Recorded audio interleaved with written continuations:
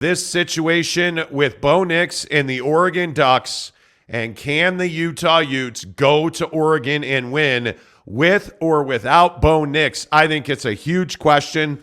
The Utah Utes are now a full 2-point favorite. And Jake, what do you expect to happen in Eugene tomorrow? Yeah, I mean, obviously, if you roll out and Bo Nix isn't starting for Oregon, I expect a Utah win. I mean, it's just as simple as that. There's no other way around that. There's no other path. I mean, if Bo Nix doesn't play, you should win this game. And I think you'd win it on the back of your defense still. But I think, it's just going to take less from your offense. I think your offense, is still probably going to put up 30, 35 points on Oregon, because this offense is prone to putting up 40, 45 on very mediocre teams. So you give Oregon some love and some credit for that defense, and you figure, all right, the Utes are probably going to be somewhere around 30 points. You look at Oregon, and the thing here is that it's just the great unknown. You don't know if Bo is going to play or not, but if Bo doesn't play and one of their backups is in there, we see it all the time in college football where a backup comes in and lights the world on fire and wins a game they have no business winning. So to me, if you're the Utah defense, you have to be prepared one way or the other to play one of the best games of your season. I think if you're the Utah offense, you have options. I mean, you can meat grind this team if you want to with Tavion.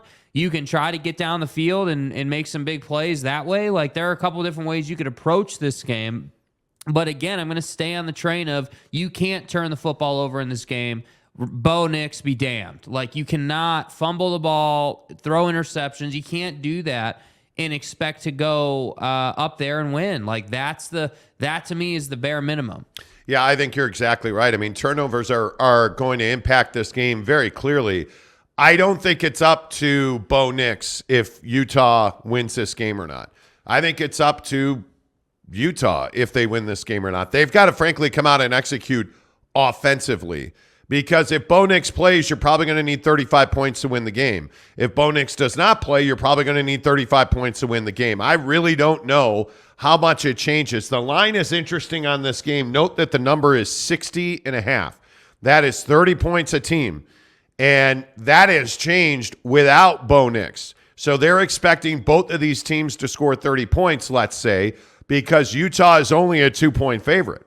So are you expecting a 32-28 game? Either way, the boys in Vegas think this is going to be a very close game, and I have to agree. I actually think this is a money line game. I don't think that you can bet the spread in this game because I think it's going to be nip and tuck the whole way. And Bo Nix is such an impactful player for Oregon.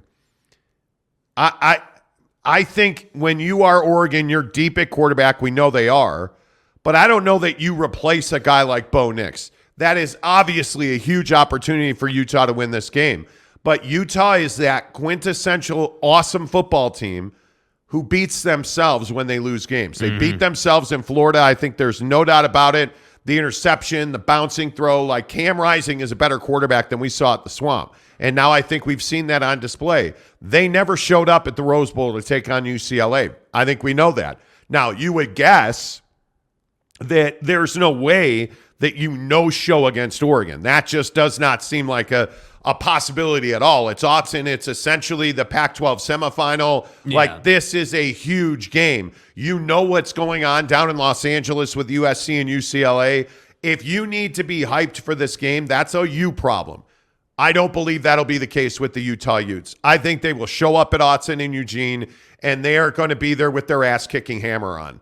And I think that you are going to see a defensive performance, and I think you are going to see an offense that is going to come out looking for blood, Jake, and I can, frankly, not wait for this game. Yeah, and I think it always helps when you're on the road and you can get out to that fast start. I think when you're playing with the defense that Utah plays with, like, if you can get that 10, to 14-point first quarter, that's going to be huge for this team. Now, I'm not saying that's going to happen, but anytime you can put up 2 touchdowns in the first quarter, you're going to be in a great spot. And I think that this game has the potential to be that type of game early on. Because if you're Oregon and you don't have Bo Nix, let's say, you're probably going to be aggressive, I would think. Like, if my starting quarterback goes down and I kind of got to go off script a little bit, based on how I would play usually with Bo Nix, then to me, I would just be playing aggressive. I would say, okay, let's at least take our shots. Let's at least, get after Utah, and whatever happens, happens. Yes, like that's what I exactly think right. you have to do in football. So I just think Utah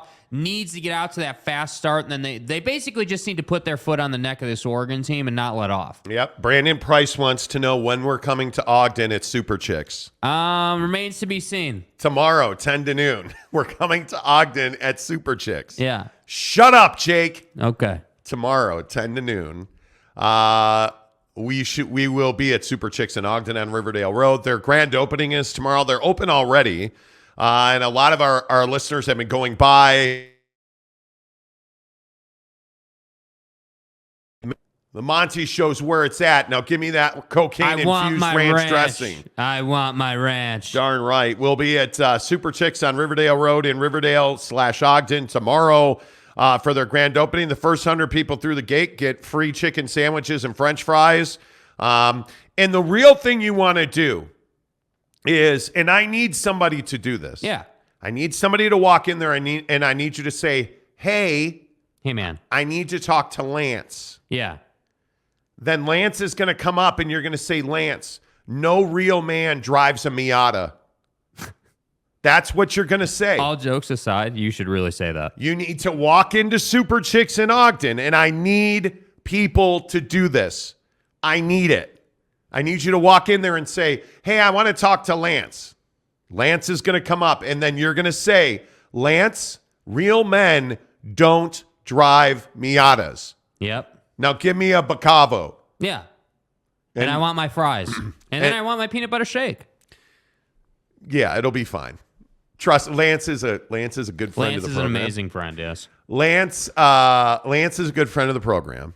And he happens to be Lance happens to be what you say. Oh, no. I rephrase. I need you to walk into Super Chicks in Ogden on Riverdale Road. Because he's working there right now. And I need you to say, hey, can I see Lance, please? Is Lance here? Lance will come up and you say to him, look at me. Comrade.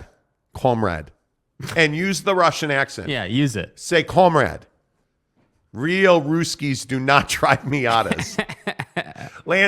We know Lance and Jake are very close friends. Lance is a good friend of mine of like 10 years. But I want you guys to do that. Legit. Just go ask for Lance. Walk in there. Yeah. And you tell him, comrade. Yeah. Real men don't drive Miatas. Comrade. It's a running joke with Jake and it's Lance is good people, man. The folks up at Super Chicks are incredible.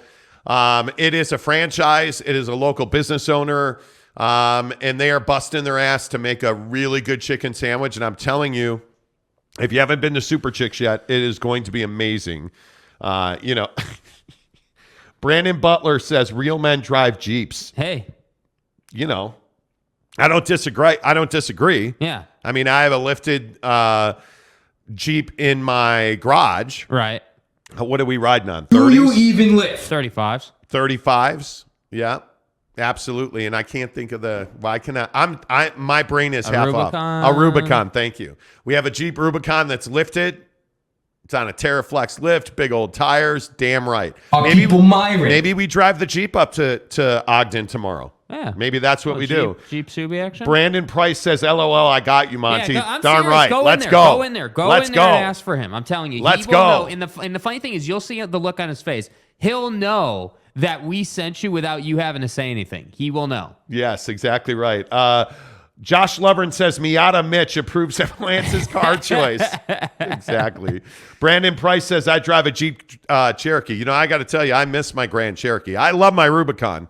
Having crawled in that thing now. The Rubicon is such a rugged ride, it's dude. It's a stud. Is different, dude. The it's Jeep a stud. Wrangler Rubicon is a stud. Like, out of the box, it's good. But then when you lift it, it's just so much better. Wow, look at Teddy Wayman dropping a $20 bill on us. Teddy, appreciate you, man.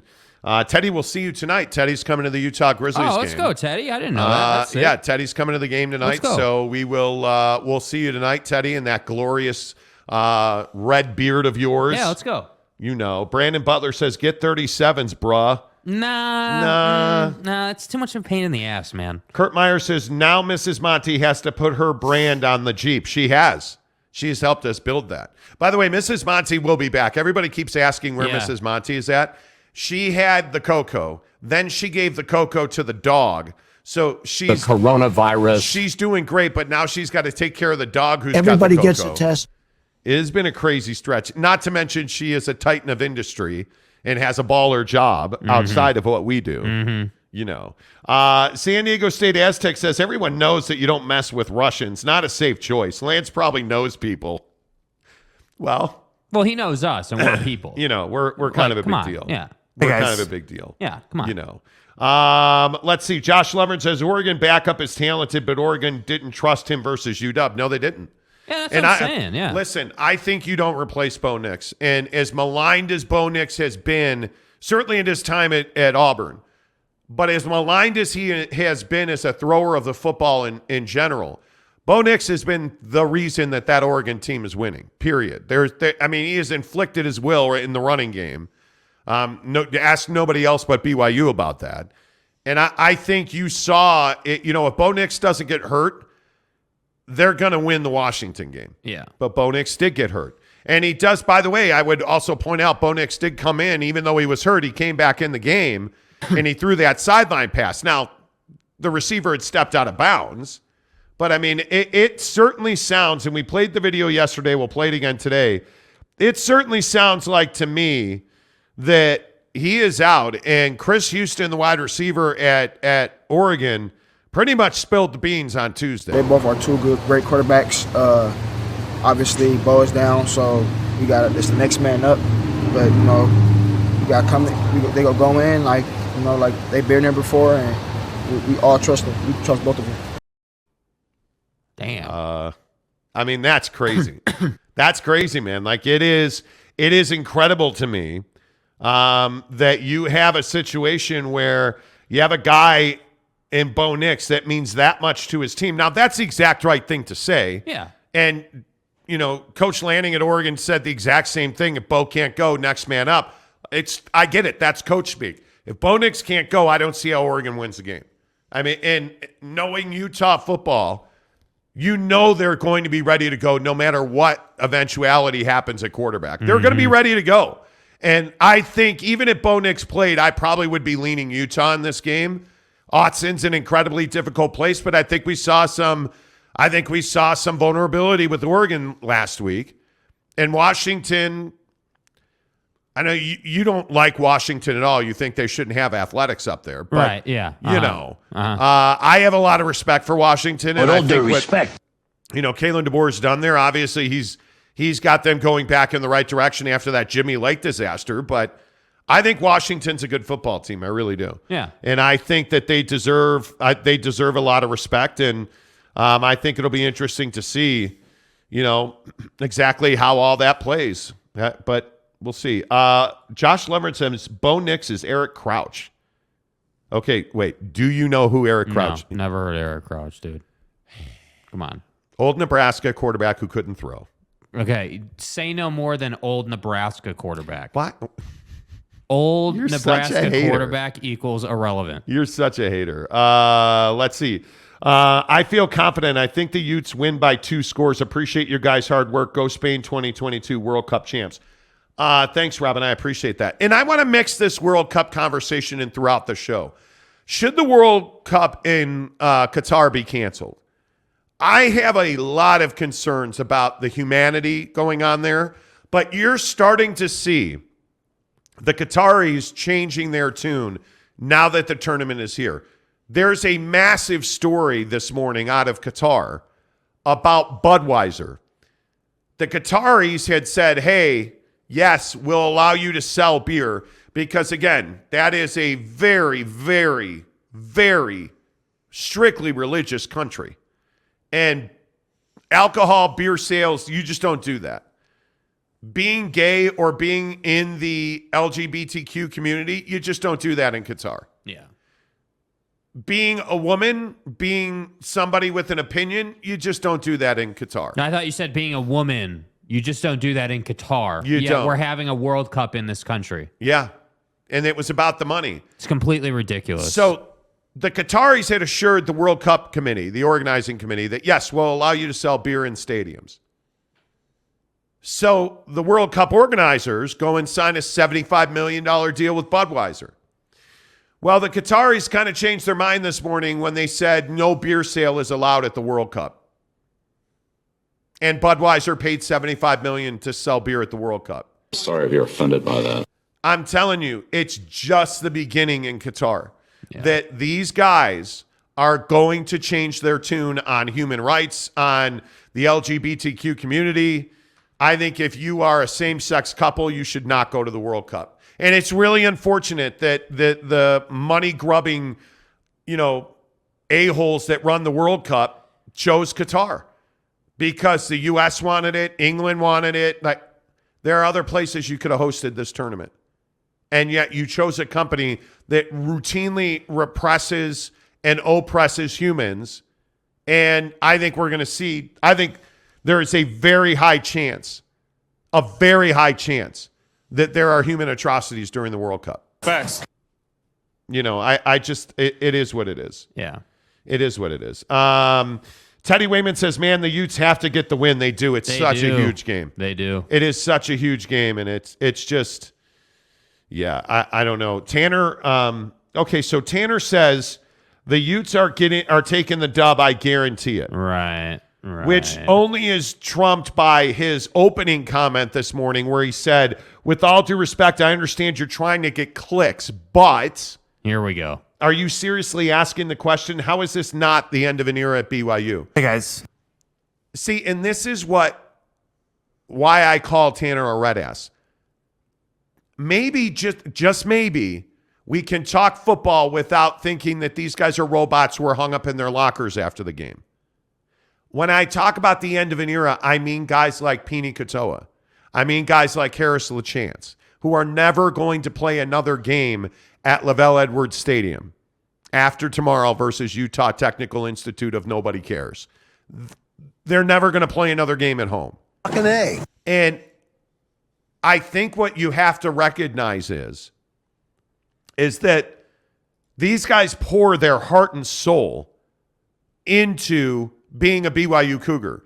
And for a guy like Harris LaChance, it's his whole life. It's all he ever wanted to do. Yeah. And if you didn't see the Harris LaChance interview this past Wednesday, go and get it. It's on the YouTube channel. Go watch him go watch him get emotional talking about the fact that he's the first one in his family. And it was a phenomenal interview. And not because I did it, but because of what Harris said. Talking about how, hey, it's senior day and my brother who plays at Utah Tech is going to be in the house. And we're going to compete against each other and my family will be there. And then you think about the sacrifices a guy like Lopini Katoa has made. Yeah. And you think about the fact that he's a 12th year redshirt, a senior, right? Like, he's been there a long time. Maybe get your head out of your rear hindquarter orifice and understand that, I don't know, maybe it's not clickbait. Maybe we're actually celebrating the men who have given so much to the BYU football program.